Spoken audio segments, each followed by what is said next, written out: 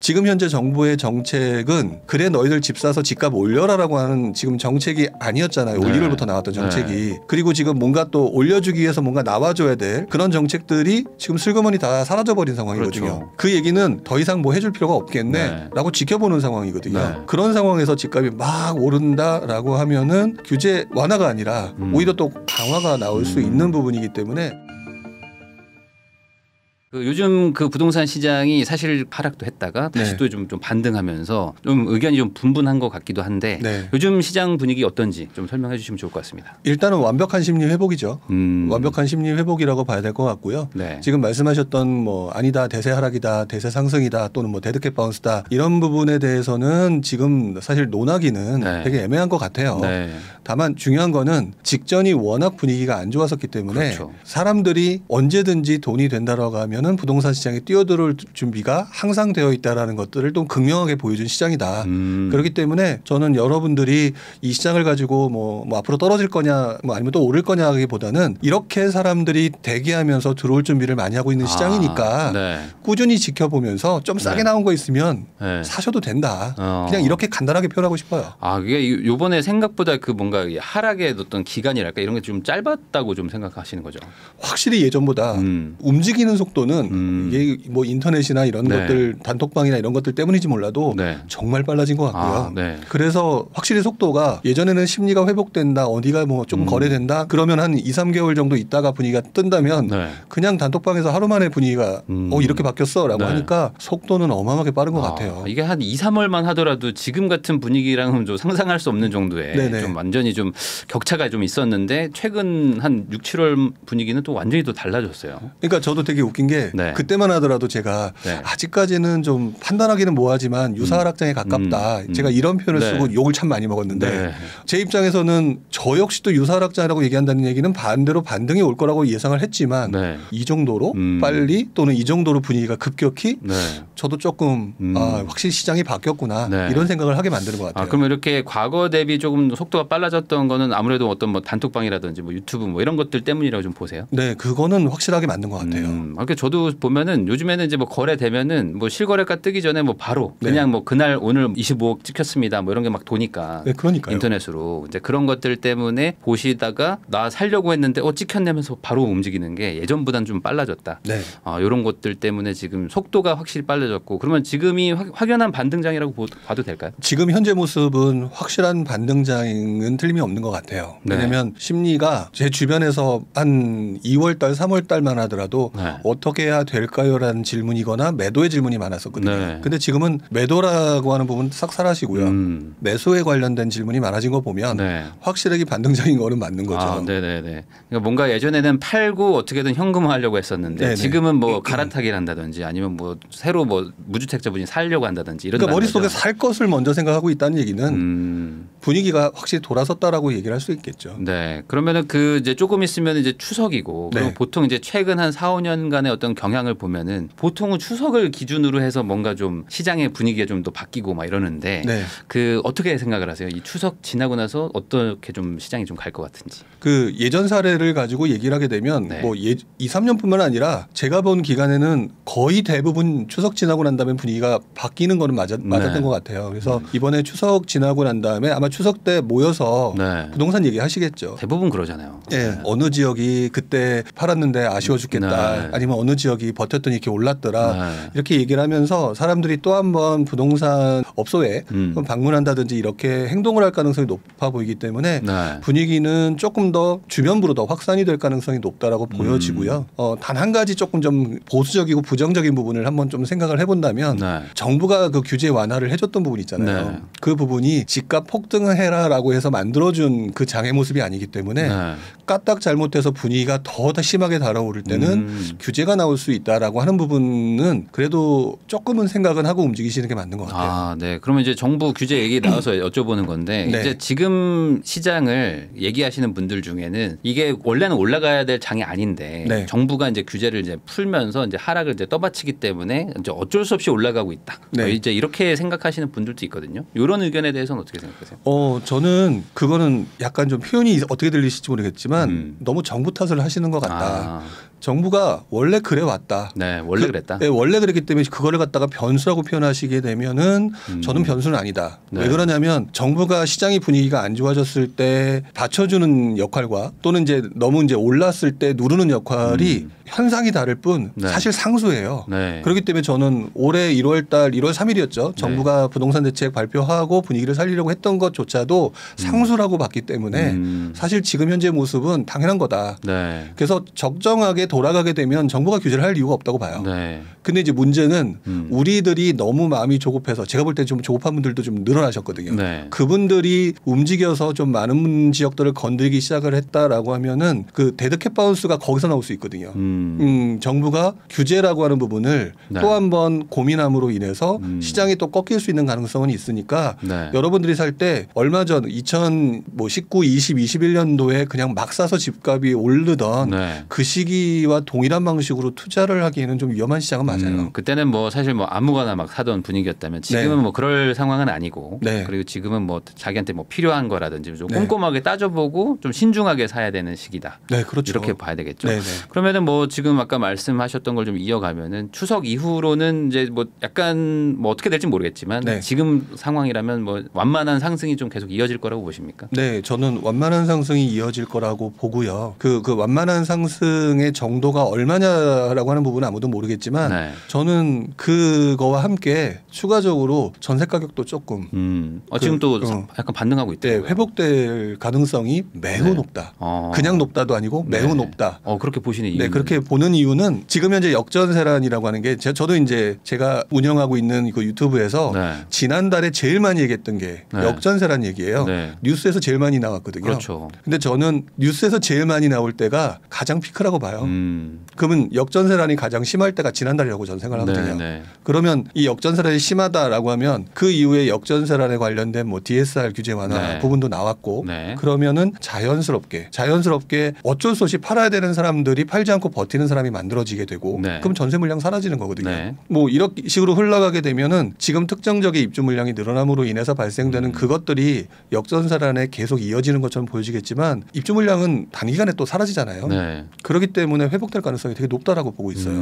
이게 그러니까 지금 어찌 보면 언론에서 이제 가장 많이 말하면 또 네. 대응책이 또 나오기 마련이고 그렇죠. 그러면 또 이제 아까 말씀하셨던 변수가 또 없어지고 네. 그러면서 또 시장이 또 회복될 수도 있다. 네. 이제 그런 것들을 말씀하시는 건데 이제 그런 거에 또 반론을 얘기하시는 분들은 그런 걸로 하기에는 뭐 양이 너무 많다. 뭐 역전세 뭐 한국은행에서는 뭐 50만 채가 뭐 대상이다. 뭐 이런 얘기들도 막 나오고 있는 거 보다 보니까 네네. 뭐 아직 뭐 오지 않았다. 뭐 이제 본격적으로 시작이다. 뭐 이런 얘기도 하시는데 그런 건 좀 너무 과하게 보는 해석이다라고 생각하시는 거예요. 네, 지금 역전세란의 그 지금 뭐 총 물량 네. 이것만 얘기하고 계시잖아요. 네. 그거는 당연히 직후에 일어날 현상이면 틀림이 없죠. 네. 근데 그 물량이 역전세란이 난다라고 얘기를 하겠지만 그 물량을 가지면서 내던지는 그 사람들을 살려줬다라고 한다면 네. 그 물량을 버틸 수 있는 물량은 허수예요. 사실상 네. 그 물량이 허수일 수밖에 없는 거라고 저는 생각을 네. 하고요. 그다음에 또 이 역전세란이라고 하는 부분 중에 또 그분들이 말하는 그 물량 중에가 대부분 다 보면 지금 몇 개월 사이에 또 올 하반기에 늘어나는 네. 그 단기간에 늘어나는 입주 물량이잖아요. 네. 그럼 그 입주 물량의 과거 사례를 봤었을 때 네. 가장 대표적인 거로 우리가 알고 있는 것 중에 하나가 2019년도에 헬리오시티가 네. 있었잖아요. 네. 그다음에 2019년에 헬리오시티뿐만 그랬느냐. 그 전후에 동탄신도시가 그랬다. 그리고 더 옛날로 올라가게 되면 2008년에 잠실 엘리트레파 네. 입주도 그랬다. 그때 역전세란이 아니었냐? 맞습니다라는 거죠. 네. 근데 그 맞습니다가 그래서 역전세란 때문에 문제가 생겼습니까? 라고 얘기를 했을 때는 아니요. 얼마 있다가 역전세란은 끝나고 다시 전세 가격이 올랐고 집값도 올랐습니다. 네. 이게 현실이잖아요. 그러니까 지금 그 역전세란을 말하는 부분은 제가 볼 때는 너무 단기적으로 접근하고 표현하시는 방식이고 사실 투자자는 그리고 또 투자자들이 지난 몇 년간 너무 단기 투자를 했던 것도 사실이라서 그렇게 표현하셨겠지만 조금 중기로 보시기 시작한다면 지금의 역전세란은 오히려 누군가에는 기회가 될 수 있고 무주택자분, 1주택자분들한테는 기회가 될 수 있는 시장이면 틀림이 없고요. 네. 그리고 역전세란이 1년 이상 간 적은 전 아직 본 적은 없는 것 같아요. 네. 그러면 이제 그런 역전세나 아니면 이제 단기간에 이제 뭐 강남의 입주량이 많아지고 네. 이런 것들 때문에 지금의 어떤 좀 완만한 상승세가 단기적으로 좀 충격을 받아서 좀 빠질 수가 있으니까 조금 기다려보고 네. 기다렸다가 좀 하반기나 내년 초에 사라. 이런 의견에 대해서는 어떻게 생각하세요? 그러니까 그게 굉장히 단기적으로 샀다 팔았다 하시는 분한테는 그 말이 맞는 것 같은데요. 아무래도 지금 시장은 그 다주택자들이 아직 뭐 규제 완화가 완벽하게 된 것이 아니기 그렇죠. 때문에 그분들이 움직이는 좀 어려운 시장인 것 같고 결국 그러면 제가 포커스를 맞추고 얘기를 해야 될 분들은 무주택자와 1주택자일 네. 것 같아요. 근데 그분들 입장에서 보게 되면 지금이 가장 기회라고 봐야죠. 왜냐하면은 지금 현재 어쨌든 역전세난 때문에 전세 가격도 떨어지고 그다음에 아파트 가격도 떨어져 있는 상황일 거잖아요. 네. 그 지역만큼은. 네. 근데 그것이 끝나게 되면 원래대로 회복되는데 네. 뭐 극단적으로 한 20억 하던 집이 뭐 한 18억, 17억 정도까지 떨어졌다 하더라도 입주 물량들이 어느 정도 해소가 됐을 때 네. 과연 17억, 18억이 그대로 가겠느냐. 요즘같이 심리가 살아나고 있는 상황에 네. 다시 20억이라고 하는 금액으로 내놓을 가능성이 높다. 그러면 지금 17억, 18억 주고 사는 게 금매물 싸게 잡은 거고 2, 3억에 안전머지를 잡은 거라 다름이 없거든요. 이거를 제가 강남을 기준으로 얘기를 하는 것도 있겠지만 이 똑같은 상황을 예를 들어서 수도권에 놓고 네. 설명을 하게 되면 뭐 예를 들어 10억짜리를 7, 8억에 살 수 있는 네. 거고 더 나아가서는 4억짜리를 3, 4억에 살 수 있는 거고 뭐 이렇게 보게 되면 어느 지역에서도 지금 하는 것 자체가 그렇게 나빠 보이지는 않는다라고 네. 생각이 들어요. 그러니까 지금 상황이라면 매수하는데 뭐 크게 뭐 나쁜 분위기나 이런 것들은 별로 없기 때문에 네. 지금의 뭐 어떤 뭐 최저점을 잡으려고 한다기보다는 네. 그냥 이 정도 금액대에 사는 것도 물론 지역마다 다르겠지만 크게 나쁜 분위기는 아니다. 그렇죠. 최저점을 잡으려고 했다면 이제 와서 돌아보고 와서 얘기하는 거지만 작년 12월 1월에 샀어야죠. 네. 그때 하여간 가장 그 언론도 그렇고 가장 분위기 안 좋을 때 사는 게 보통은 최저점이죠. 그렇죠. 네. 그렇지만 이제 그때는 이미 지나갔고 네. 그러니까 이제 다시 그때가 오기를 바라는 분들도 있으실 텐데 그러기에는 사실 좀 변수들이 좀 별로 안 보이는 그런 상황인 것 같기도 해요. 그럼요. 다시 그 시기로 돌아가기에는. 네. 그러면은 지금 그 2023년 이제 8월인데 저희가 촬영하는데 이때를 기준으로 봤을 때 뭐 상승이든 하락이든 뭐 어떤 이 집값의 변수가 되는 뭐 어떤 가장 중요하게 봐야 되는 포인트는 뭐라고 보세요? 아무래도 제일 먼저 얘기하는 부분이 금리가 먼저일 것 같고 네. 그 다음에는 정책일 것 같아요. 네. 근데 이 금리라고 하는 부분이 이제 많은 분들이 한 1, 2년 때려맞다 보니까 네. 이제 좀 익숙해져서 이제는 4% 정도면 그냥 그런갑다. 네. 그리고 뭐 오늘 제가 오면서 그 신문을 잠깐 봤는데 미국의 CPI 지수가 조금 네. 올라가서 금리를 더 인상할 수도 있다. 뭐 이런 얘기도 나오는 것 같은데 그 뭐 나온다고 해도 사람들이 반응이 그러다지 네. 좀 그런 것 같아요. 그러니까 네. 금리라고 하는 부분은 어느 정도 좀 벗어난 것 같고요. 그러면 결국에는 정책인 것 같은데 네. 지금 현재 정부의 정책은 이게 지금 그래 너희들 집 사서 집값 올려라라고 하는 지금 정책이 아니었잖아요. 올 1월부터 나왔던 정책이. 네. 그리고 지금 뭔가 또 올려주기 위해서 뭔가 나와줘야 될 그런 정책들이 지금 슬그머니 다 사라져버린 상황이거든요. 그렇죠. 그 얘기는 제 생각으로는 생각보다 반응이 좋네.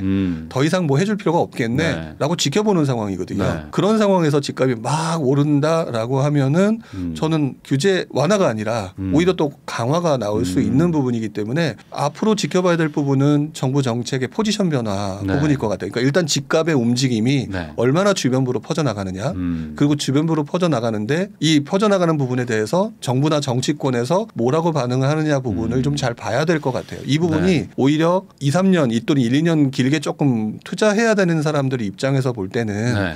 단기 투자가 될 수가 없기 때문에 그 부분이 변수가 돼서 내 뒤통수를 때리는 네. 그런 상황이 될 수도 있을 것 같아요.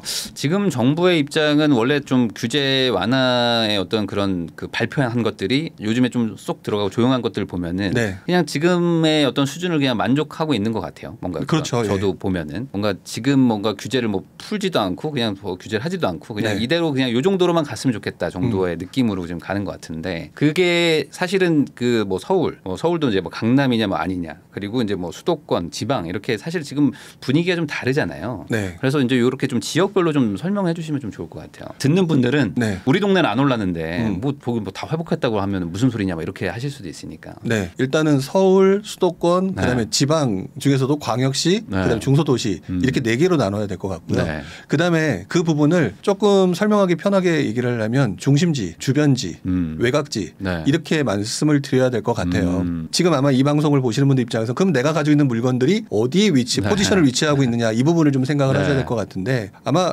기본적으로 여러분이 투자를 하시는 데 있어서 다들 중심지부터 사고 싶어 하시잖아요. 그렇죠. 네. 그러니까 1월 달부터 시작을 해서 지금 분위기가 막 살아나는 그 상황을 보게 되면 서울부터 지방까지 얘기를 하게 되면 중심지라고 얘기할 수 있는 서울이 지금 분위기가 살아 올라왔고 네. 그다음에 여기서 이제 주변지로 번져나가는데 주변지라고 하면 이제 수도권 중에서도 서울하고 가까운 쪽이냐 서울에서 먼 곳이냐 또는 호재가 엄청나게 등장하고 있는 네. 곳이냐 뭐 이런 부분일 거란 말이죠. 네. 그리고 지방 같은 경우도 지방을 위주로 보게 되면 광역시. 그렇죠. 그 광역시인데 네. 아무래도 서울 수도권을 기준으로 해서 보게 되면 지방 광역시는 또 주변지에 그렇죠.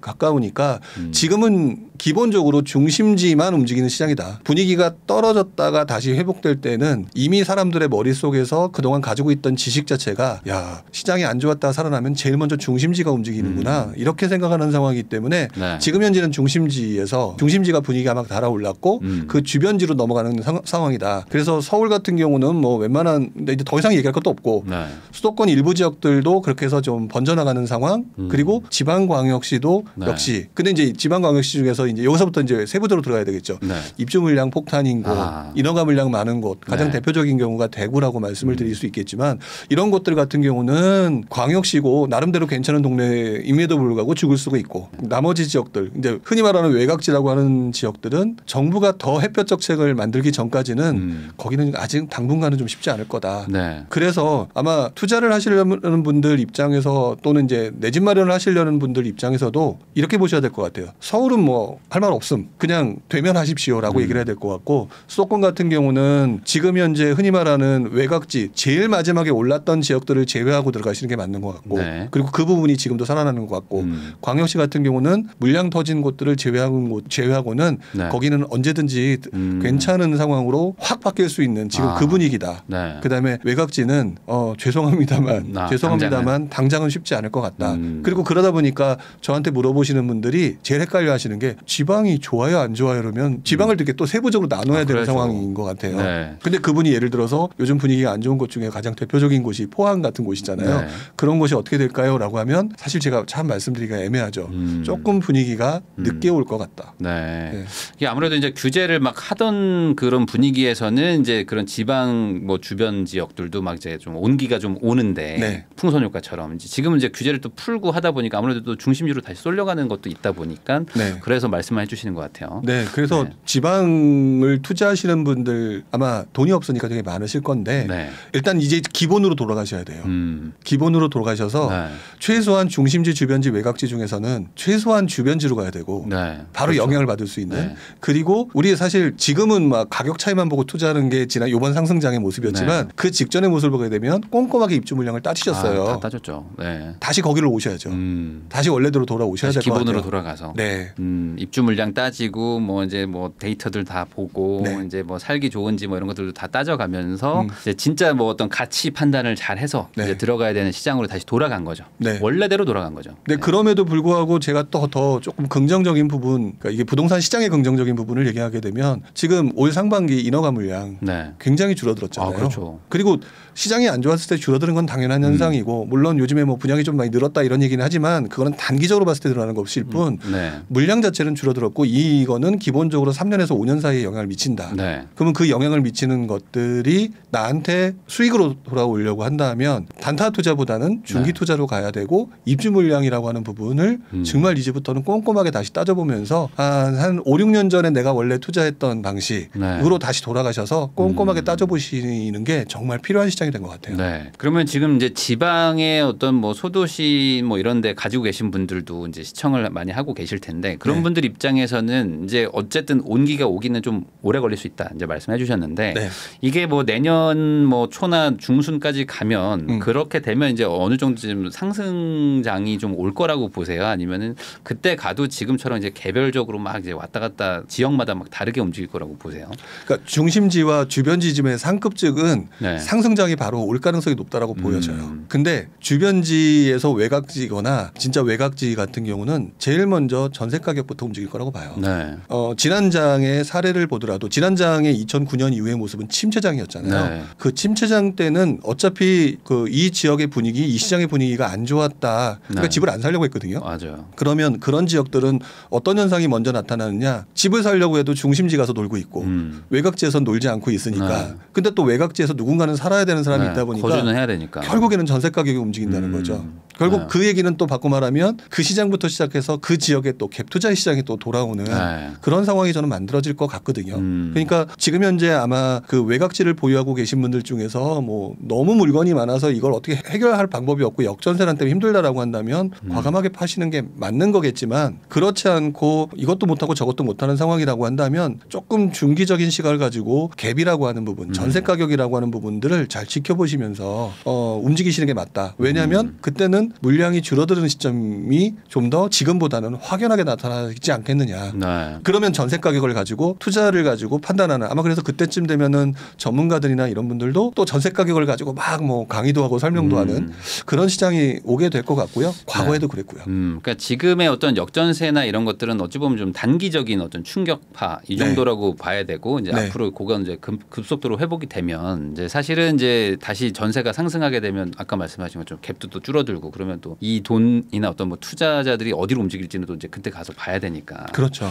네, 그러면 이제 과거처럼 또 다시 막 지방으로 갈 수도 있고 네. 어떻게 될지도 모르는 거니까 뭐 너무 뭐 섣불리 움직일 필요는 없다. 네, 그렇게 움직이실 필요는 없고요. 그분들이 또 제가 이렇게 비슷한 얘기를 하게 되면 그분들이 한숨을 쉬면서 이렇게 얘기를 하세요. 전세 갭이요 너무 커요. 이게 다시 예전처럼 붙을 수 있을까요? 막 이렇게 질문하시면서 약간 좀 한숨을 쉬시는 분들이 그런 분들이 있죠. 네, 있어요. 근데 제가 그래서 그 분들이 하도 그렇게 얘기를 하시길래 제가 옛날 자료를 좀 찾아봤었거든요. 근데 아까 제가 침체장 얘기하면서 2008년 9년 그때 약간 침체가 오기 시작했다고 말씀했잖아요. 그때 서울 같은 경우는 매매가 대비 전세가 비율이 40%가 안 됐어요. 그때 그 당시에. 근데 지금도 40% 전후잖아요. 똑같아요. 그리고 난 다음에 서울이 매매가 대비 전세가 비율이 서울뿐만 아니죠. 수도권까지 80% 웬만한 지역에 80%가 넘은 그게 2012년도부터 시작이 됐어요. 그러면은 한 3, 4년 정도의 시간 동안 그러면 또 그게 40% 미만에서 80까지 가는 그 구간이 한 몇 년간 있었다는 거거든요. 그러니까 그 상황이 또 오면서 또 그때 그 상황을 보면서 또 투자할 수 있는 거기 때문에 너무 지금 현재 상황에서 극단적인 지금 돈 많이 들어가는 상황만 보고 판단하지는 않으셨으면 좋겠어요. 네, 그러니까 이게 뭐 전세가 뭐 지금의 수준을 뭐 계속 유지한다 뭐 이런 것도 또 아닐 수도 있기 때문에 이제 뭐 조금 지켜봐도 되지 않을까 싶습니다. 그럼 이런 건 어떻게 보십니까? 지금 이제 빌라나 오피스텔 쪽에서는 지금 전세 때문에 지금 난리거든요. 그래가지고 아예 진짜 그 수요가 엄청 급감해서 확실히 지금 전세 구하기 힘들거든요. 근데 그런 분들이 또 아파트로 넘어오고 있어요. 네, 맞아요. 네, 그래서 아파트 전세가 또 생각보다 빠르게 회복할 것 같다. 뭐 이런 얘기도 있는데 이거엔 좀 동의가 좀 되세요? 네, 조금 동의하는 편이에요. 이게 엄청난 영향을 미친다라고 생각하지는 않지만 어느 정도 동의를 하고 있는 부분이 전세 그 제도 자체가 위험하다, 아마 빌라왕부터 시작해서 그런 거에 있었지만 사실 우리가 몰라서 그렇지 예전에도 항상 있었던 거잖아요. 몇 년 전부터 계속 있었어요. 없었던 적이 없어요.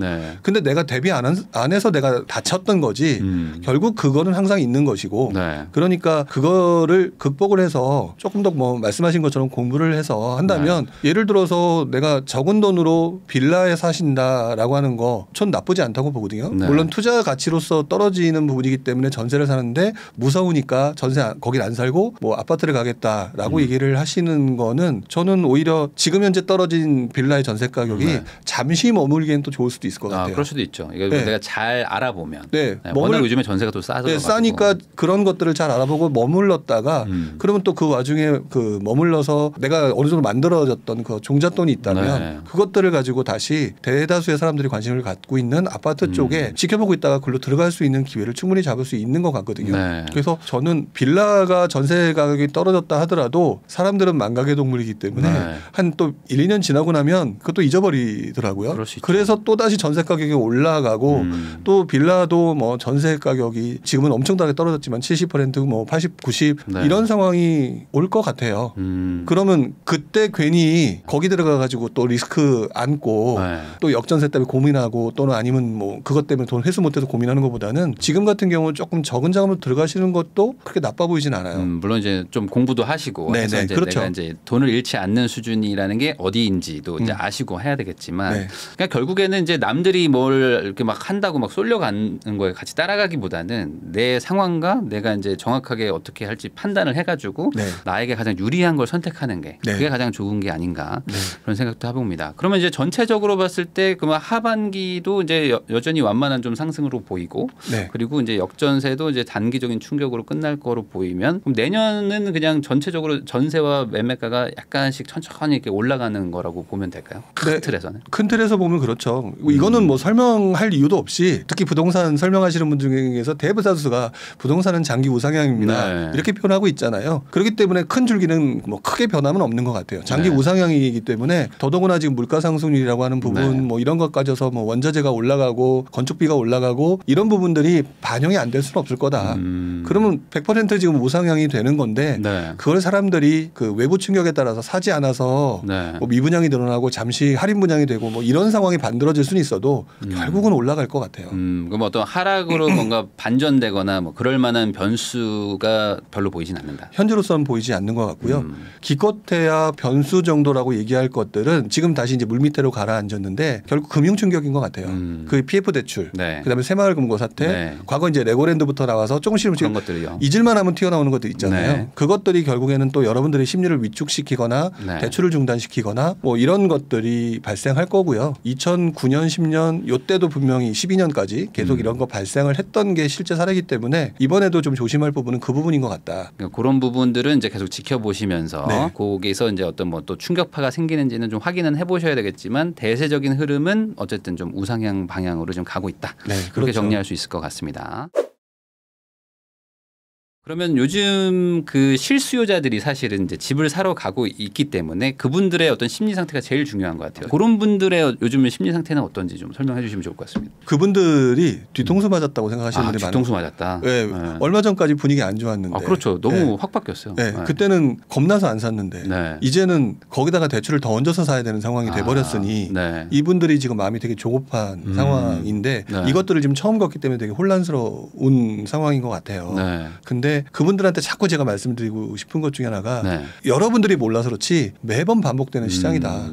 근데 이게 원래는 이렇게 U자형으로 좀 네. 이렇게 좀 가다가 이렇게 와야 되는데 네. 생각보다 너무 좀 짧지 않았어요? 네, 좀 짧긴 했죠. 그건 좀 짧았어요. 네. 제가 생각해도 이렇게까지 바로 이렇게 올 줄이야. 그러니까 그게 이제 사람들 사이에서 이 뭐 정보의 그 전달 속도가 네. 어마어마하게 빨라졌으니까. 그러니까 이게 뭐 주식도 아니고 이렇게까지 확연하게 바뀔 줄이야. 그러니까 그분들이 그동안 한 2, 3년 동안 그 부동산 관련된 단톡방에 들어가서 네. 안 보기는 했을 거 아니에요. 네. 지금 분위기가 안 좋으니까.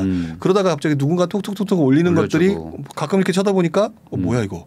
이렇게 하면서 또 다시 조급해졌을 거라는 거죠. 네. 그리고 막 실거래가도 막 이제 찍히고 막 그런 것들을 막 공유도 빠르고 요즘 뭐 프롭테크 앱도 많아지고 하다 보니까 네. 확실히 과거 대비 저도 이제 투자한 지 막 10몇 년 됐지만 옛날에는 이런 거 정보 찾으려면은 며칠씩 뭐 엑셀 만들고 막 해야 되는데 요즘에는 맞아요. 그냥 뭐 클릭 몇 번 하면 되니까 그런 것들도 반영이 되는 것 같고 이게 앞으로 점점 더 빨라질 것 같아요. 네, 되게 네. 빨라질 것 같고 그래서 진폭이 되게 심해질 것 같다. 그렇죠. 이게 이러면 오히려 더 이제 등락이 더 커지는 거일 수도 있거든요. 네네. 그렇기 때문에 우리 실수요자분들이 볼 때는 지금 현재 상황에서 조금 조급함 때문에 무언가를 판단하기 이전에 지금 안 사도 돼요. 솔직히 안 사도 돼요. 왜냐하면 또 이렇게 진폭이 심하면 네. 또 무슨 충격이 오게 되면 또 떨어질 수 있는 거고 있죠. 아니면은 뭐 경매 같은 걸 배워서 조금 더 싸게 살 수 있는 방법도 있으니까 네. 실수요자분들이 이 조급함 때문에 너무 급하게 움직이는 거는 안 하셨으면 좋겠어요. 아니 그것보다는 더 실수요자분들이 항상 움직이는 거는 조급함 때문에 항상 비싼 가격에 살려는 경우가 많으니 네. 오히려 대다수의 오래 하신 투자자들이 볼 때 오히려 분위기가 안 좋다거나 했을 때 그것들을 좀 더 싸게 사는 방법을 찾는 것들이 네. 이 바닥에서 나타나는 현상이다. 네. 이것들을 생각한다면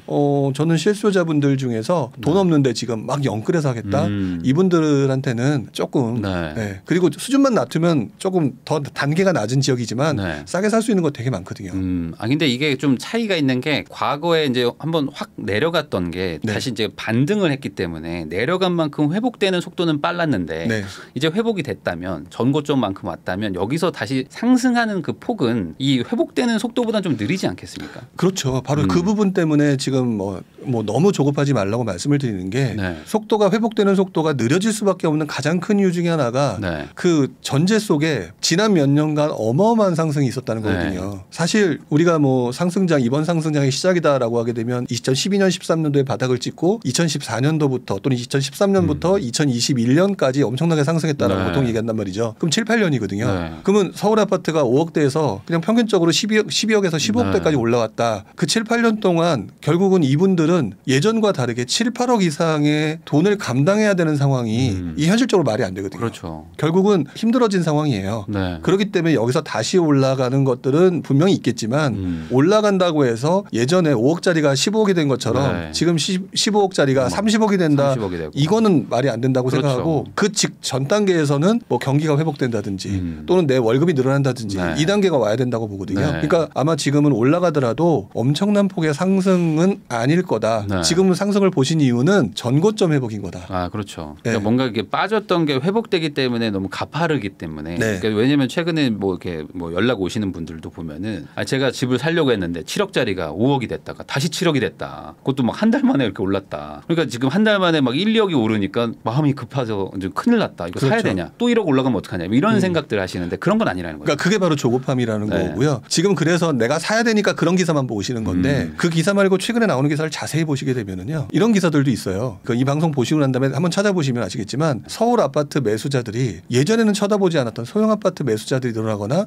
청약 시장의 경쟁률이 소형이 늘어나고 있어요. 네, 봤습니다. 네, 그 얘기가 무슨 얘기겠느냐? 이 사회가에서 나타나는 현상이 과연 2030 세대가 돈이 없다고 해서 과연 이분들이 소형이 나의 로망은 아닐 거다였다는 거죠. 결국은 중형 아니면 중대형이었을 텐데. 돈 없으니까 사는 거거든요. 아, 맞죠. 돈 없기 때문에 사회적 문화가 중형과 대형이었다가 지금 소형으로 가고 있는 거거든요. 이 말은 또 바꿔 말하면 돈이 없는 시장이라는 거예요. 세상에 돈이 많겠지만 그 돈을 가진 사람들이 살 수 있는 사람들은 돈이 없는 시장이다. 그러니까 그분들이 소형으로 가는 거고 이 시장이 2007년도 6년도 지나서 7년도 이후에 또 몇 년 동안 소형이 급등했던 그 시장을 보게 되면 여러 가지 이유가 또 다른 이유도 있지만 그중에 또 하나는 돈이 없었기 때문이었어요. 많이 오르고 나면 막판에는 이제 또 소형으로 가는 게 돈이 없으니까 상대적으로. 그러면 이제 무주택자라면은 무주택자 중에 이제 뭐 아이가 있거나 뭐 이제 정착을 해야 돼서 집을 사야 되겠다. 뭐 이런 분들은 뭐 그냥 사면 되는 건데 그게 아니라 대부분의 분들은 이제 이왕이면 사면서 또 돈도 벌고 싶고 그리고 이제 집값이 또 오를 것 같은 분위기라면 미리 사놔야 되겠다. 이런 생각들도 하실 텐데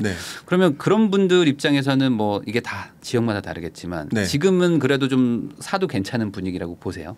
왜냐하면 이게 상승폭이 아주 크지 않다면 뭐 전세 조금 이렇게 살면서 대출 좀 적게 받고 돈을 좀 모아가지고 나중에 사도 되지 않냐. 지금 당장 살려고 하시는 분들은 이미 머릿속과 그 생각 속에 조급함이 들어가 있는 거거든요. 그분들은 안 해도 된다는 입장이에요. 왜 그러냐면 아까 제가 쭉 했던 얘기 중에서 시장이 안 좋아지거나 또 역전상이 해소가 되면 전세 가격이 올라간다. 그럼 전세 가격이 올라간다는 얘기는 결국에는 집 안 사고 전세 가격이 더 올라가는 상황이라면 이건 전세 갭이 붙는다는 얘기예요. 그러면 우리가 투자 자금 대비 수익률을 엄청나게 따지는 사람들이었는데 결국 이거는 바꿔 말하면 전세 가격이 올라간다는 얘기는 나중에 투자 효율이 되게 높아진다는 얘기가 되거든요. 그러니까 지금 집값이 예를 들어 10억이었는데 나중에 20억이 될지 몰라도 전세 가격이 그만큼 밀려 올라가서 지금은 예를 들어서 한 5억 주고 투자를 해야 되는데 그때는 또 2억 주고 투자할 수 있는 상황이 만들어질 수 있다라는 거거든요. 그러니까 저는 웬만하면 투자를 하라고 얘기를 하는 입장이지만 그냥 이유 없이 그냥 내가 마음에 들어서 내가 가진 돈은 별로 없는데 그 예를 들어 5억이라는 갭을 주고 투자를 한다. 근데 그 5억을 감당하기 어렵고 그걸 갖다 뭐 신용대출 다 끌어서 한다. 아유 그렇게까지는 하지 마세요. 그러니까 요즘에 이자가 또 높잖아요. 그러면 이제 제가 예전에 해본 걸로 이제 대충 생각을 해보면 1년에 막 5% 올라가기가 쉽지가 않잖아요. 부동산에서. 그렇죠. 근데 이거를 막 지금 이자를 막 4% 5%씩 막 영끌까지 막 해가지고 사가지고는 실익이 별로 없을 것 같거든요. 그러면 이제 그런 거 말고 그냥 대출 거의 없이 그냥 여유 자금 가지고 사는 정도로 집을 마련하는 건 괜찮지만 막 대출을 막 끌어가지고 사는 거는 실익이 없다. 이렇게 정리할 수 있을까요? 네, 그렇게 정리를 또 당연히 해야 되는 거고 그리고 추가적으로 또 말씀을 드리면 이 시장에는 제가 이렇게 얘기를 해도 말 안 듣는 분들이 천지예요. 그렇죠, 많죠. 그렇기 때문에 이분들 중에 또 누군가는 냉정하게 이 자본주의의 그 투자 시장에서 망가지시는 분들이 항상 존재하더라고요. 그게 지금 2023년 8월 현재 망가지신 분도 있고 뭐 2024년 1월 달에 망가지신 분들도 분명히 나타날 거고 그 물건들이 결국에는 뭐로 나오냐? 금매로 나와요. 네. 그래서 이 금매는 계속해서 나오거든요. 그럼 저는 다 필요 없고 금매만 노리려고 계속 준비하고 그 주변 지역을 공부하고 그 대비를 하는 것만 해도 지금 상황을 제대로 판단하지 않고 들어가서 샀던 사람이 한 6개월 있다 아우 지금 사도 될 거였는데 이런 상황을 계속 보게 되실 거예요. 네. 그래서 저는 그분들한테 항상 말씀을 드리는 게 시장이 한번 상승장에서 꺾이고 난 다음부터는 그 이후에는 한 10년간 제일 쉬운 투자 방법은 금매물 투자하는 거다. 네. 아무래도 이제 시장이 한번 꺾였기 때문에 네. 분명 이제 개인 차가 있겠지만 사람마다 또 힘든 분들은 또 나타나니까 그렇죠. 그런 물건들을 또 계속 지켜보다 보면 또 괜찮은 물건 나올 수 있잖아요. 오히려 그게 되게 쉬운 투자 방법일 수도 있어요. 뭐 앞으로 부동산 시장이 어떻게 될까요? 정부 정책이 어떻게 될까요? 뭐 미국의 금리가 네. 어떻게 될까요? 복잡해서 보기 싫으시잖아요. 네. 그러면 그렇게 그런 거 신경 안 쓰고 들어갔다가 무너진 분들 좀 안타까운 소리긴 하지만 뭐 이 시장 자체가 그러니까 그분들이 싸게 내놓을 수밖에 없는 물건들은 계속해서 존재하는데 시세보다 싸게 나오는 것들. 그렇죠. 그런 것들만 노리고 있는 것도 네, 그것도 확실한 투자죠. 네, 확실한 투자 방법이 될 수 있다. 이게 오히려 보면 그분들한테 훨씬 더 맞는 투자 방법일 수도 있는 것 같아요. 네.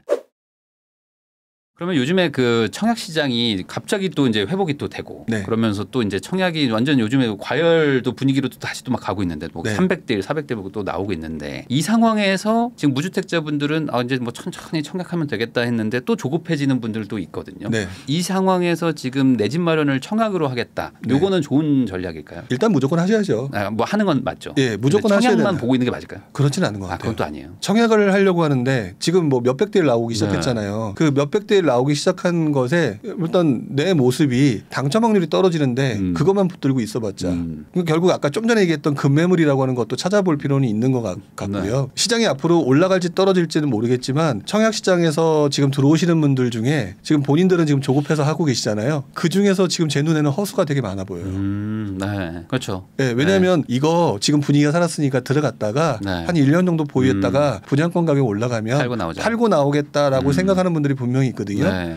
물론 그렇게 해가지고 잘 팔고 나오는 경우가 가장 행복한 결과겠지만 어느 지역 뭐 입주 물량이 되게 많은 지역이라든지 또는 아니면 시장이 꺾였다든지 네. 이런 상황이 되게 되면 그 분양권의 피가 마이너스 돈 드릴 테니까 가져가세요라고 하는 상황도 발생하거든요. 그 상황도 분명히 존재하기 때문에 자기가 당첨될 확률이 굉장히 높다라고 하게 되면 청약을 계속해서 네. 하셔야 되는 게 맞는 거고 그리고 이왕이면 분양가 상한제에 해당되는 네. 지역을 하는 게 맞는 것 같은데 네. 떨어졌다고 속상해하기보다는 그러면 두 가지 방법이에요. 주변에 있는 동일한 지역에 금매물이 나오고 있느냐. 네. 그리고 난 다음에 그 지역에 그 내가 갖고 싶었던 그 물량들이 나중에 나올 때쯤 그 아파트는 설사 안 나오더라도 그 주변에 비슷한 그 유형이 또다시 시장이 물론 그때는 시장이 안 좋아져야 된다는 전제가 있어야겠지만 네. 그런 것들을 노리고 들어가는 그러니까 결국에는 부동산은 이번에 투자하고 끝나는 게 아니라 계속 지켜봐야 그렇죠. 되는 시장인 것 같아요.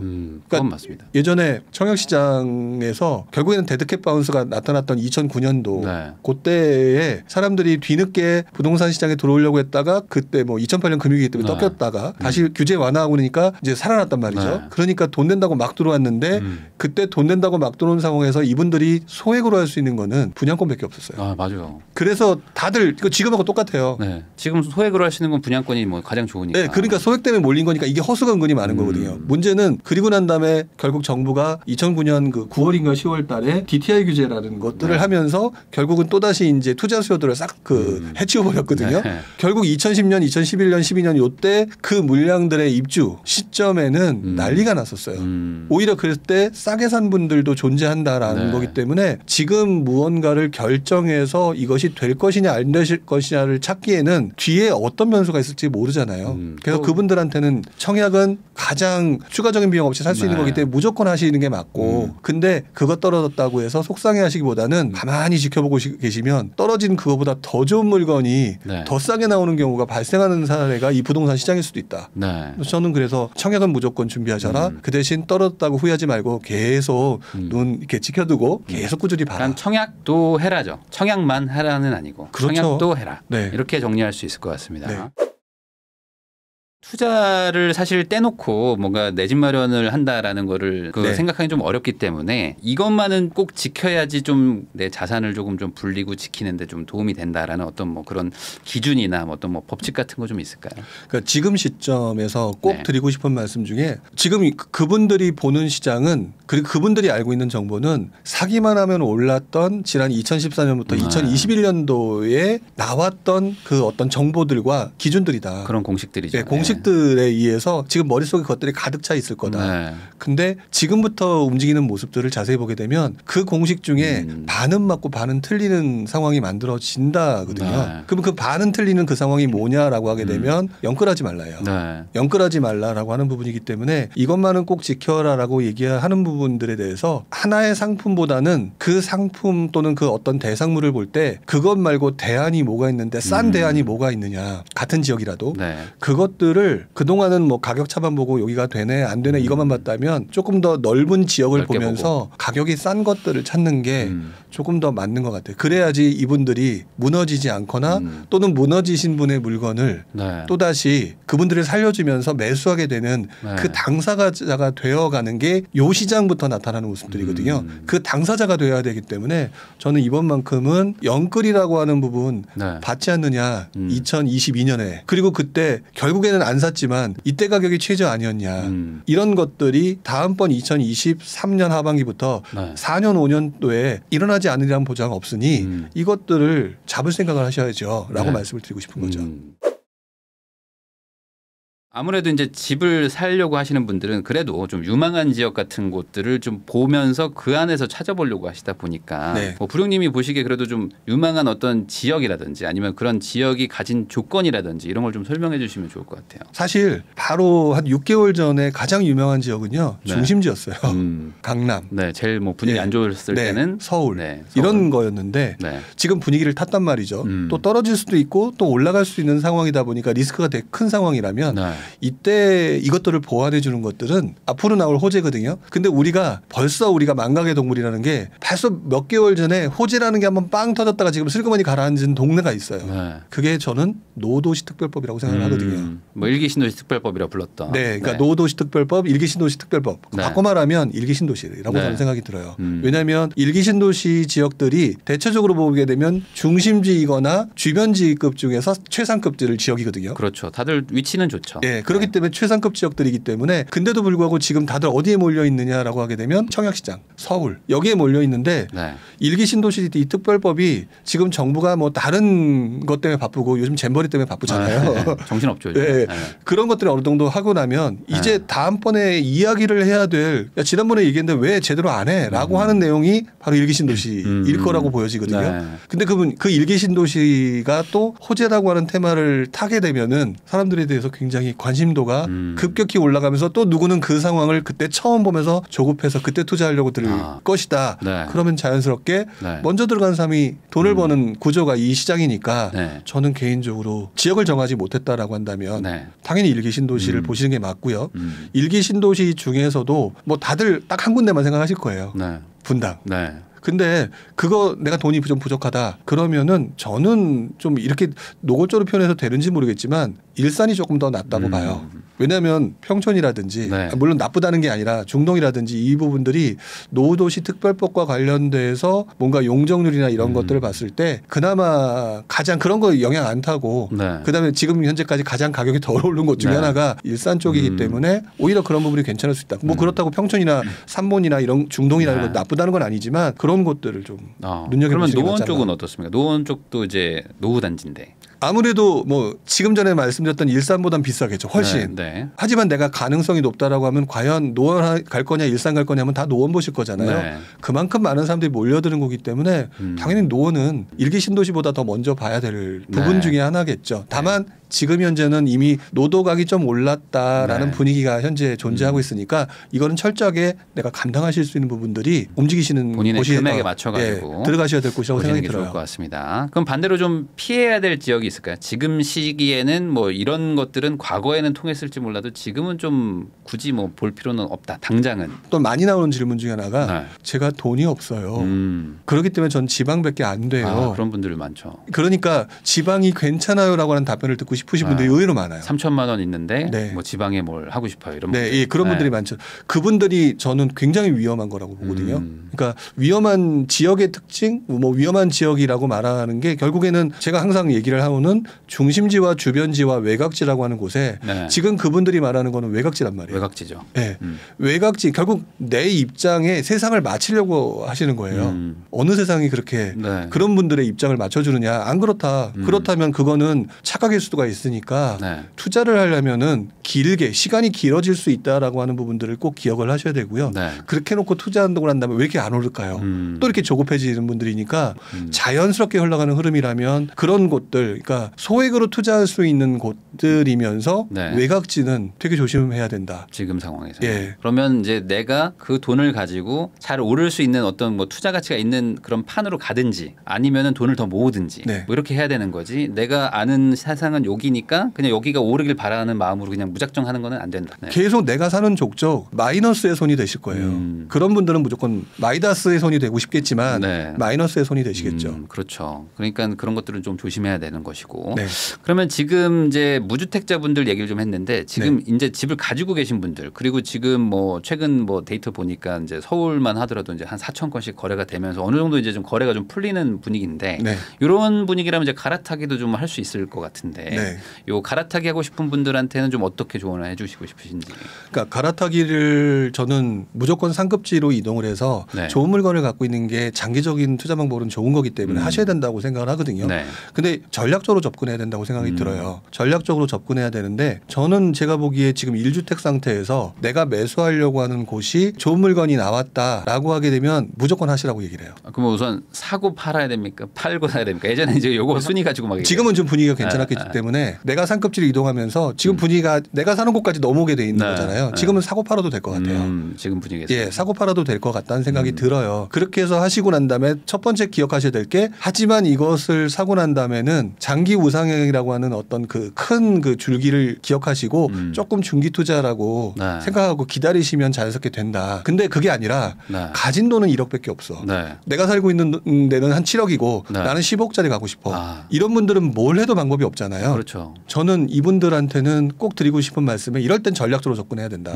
근데 지금 상황에서 최악의 상황이 지금 역전세란인데 아까 표현했던 것처럼 저는 전세 가격이 올라간다고 보거든요. 전세 가격이 오르면서 아마도 내 갭 안에 투자할 수 있는 범위, 갭 투자를 아무나 해서 문제인 거거든요. 전략적으로 갭 투자는 전세 가격이 오르는 속도, 그러니까 인허가 물량과 입주 물량이 줄어들고 난 다음에 자연스럽게 물량이 줄어든 상태에서 전세 가격이 상승하는 게 그 방향성으로 딱 만들어지고 난 다음에 하는 거기 때문에 만약에 내가 돈이 없는 상태에서 상급지 이동하면서 방법을 만들어 주세요라고 얘기하게 되면은 저는 지금 하지 말라고 얘기를 해요. 그래서 저 같은 경우는 몸이 무거운 상태이기 때문에 저는 기다리고 있는 입장이에요. 물론 다주택자이긴 하지만 왜 그러냐면은 앞으로 시장은 전세 가격이 상승하는 대세장이 올 가능성이 높다. 그러면 좀 더 효율적인 시장이 지금이 아니라 앞으로 몇 년 후가 될지도 모른다. 그러면 저는 기다리고 있는 중이거든요. 그러니까 투자금 자체가 적어지는 그 갭이 작아지는 시기가 올 수 있다. 네, 그렇죠. 그래서 저는 그 포인트를 전 개인적으로 지금이 서울 같은 경우는 40% 미만이라고 하잖아요. 그래서 이게 한 60% 전후가 넘어가게 된다라고 얘기하게 되면 분위기가 확 달라질 거다. 근데 또 이제 이분들이 또 그러면 또 반대 질문을 하시더라고요. 지금도 60% 넘는데 있어요. 있죠. 근데 그럴 때는 제가 항상 얘기해요. 거기가 상급지입니까, 중급지입니까, 외곽지입니까? 그러면 외곽지 이런 경우가 많거든요. 그러면 지금은 움직이지 마셔야죠. 그러니까 대세적으로 전세가 이렇게 많이 붙어 있을 그럴 시기에 들어가는 것도 나쁘지 않다. 그러니까 1주택자이신 분들이 나름대로 못했기 때문에 뭐 굉장히 조급하신 부분들이 있을 것 같은데요. 그냥 그분들한테 꼭 드리고 싶은 말씀 중에 하나가 내가 노력만 하면 돈을 아무 때나 그냥 막 버실 것 같은데 이 부동산 시장은 흔히 말하는 그 흐름에 따라서 대세처럼 막 움직이는 시기가 존재하는 것 같아요. 그래서 돈을 엄청나게 벌 수 있는 시기는 항상 할 때마다가 아니라 그 시기가 존재하는 것 같아요. 그렇기 때문에 저는 그 시기 중에 대표적인 시기 중에 하나가 전세 가격이 크게 오르는 시장. 그러니까 그 시장까지는 너무 이렇게 서두르지 않고 좀 대기하시는 것도 괜찮다고 봐요. 시장에 참여해서 이렇게 작게 돈을 벌다가 이제 그런 큰 장이 올 때 한번 크게 버는 뭐 이런 게 맞지 않나. 네, 그게 더 훨씬 더 맞다고 보거든요. 저도 그렇게 생각합니다. 그러면은 이제 1주택자가 두 채로 가는 거는 어떻게 보세요? 이게 더 낫다고 보세요? 아니면 그냥 큰 거 하나로 가는 게 낫다고 보세요? 저는 지금은 큰 거 한 방으로 막 올라가는 시기는 아니기 때문에 그리고 오히려 지금 정부가 말하는 것들을 자세히 보게 되면 임대사업자도 좀 풀어주려고 하고 그렇기 때문에 오히려 포지션 자체는 다주택자가 나쁘지 않다고 봐요. 그러니까 2주택 정도까지는. 네네. 그러니까 다주택이 나쁘지 않다라고 보기 때문에 그 포지션을 잡는 게 조금 더 유리해 보이고요.